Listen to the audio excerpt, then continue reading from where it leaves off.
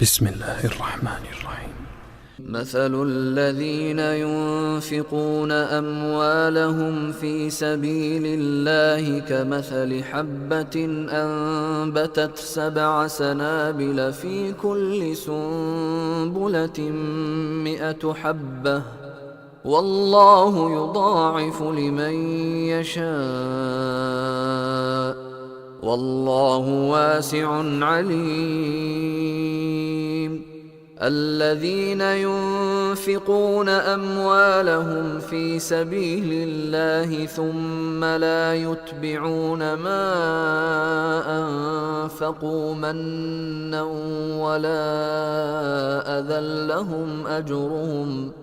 لهم أجرهم عند ربهم ولا خوف عليهم ولا هم يحزنون. قول معروف ومغفرة خير من صدقة يتبعها أذى والله غني حليم. يا أيها الذين آمنوا لا تبطلوا صدقاتكم بالمن والأذى كالذي ينفق ماله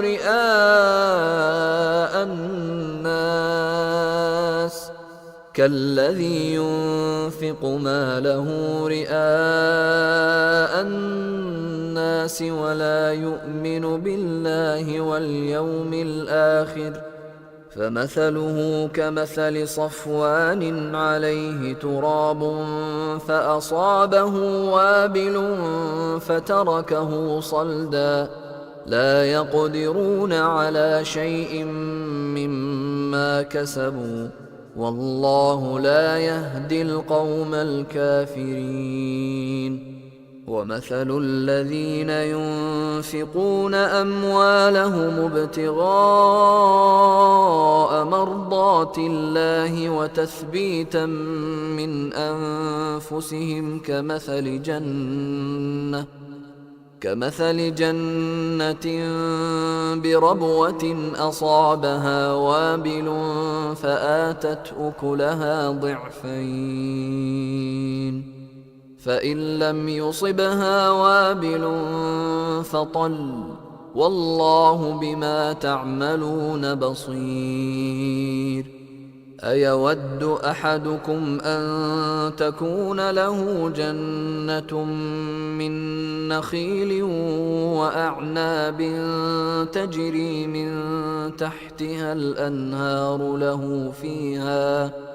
له فيها من كل الثمرات وأصابه الكبر وله ذرية ضعفاء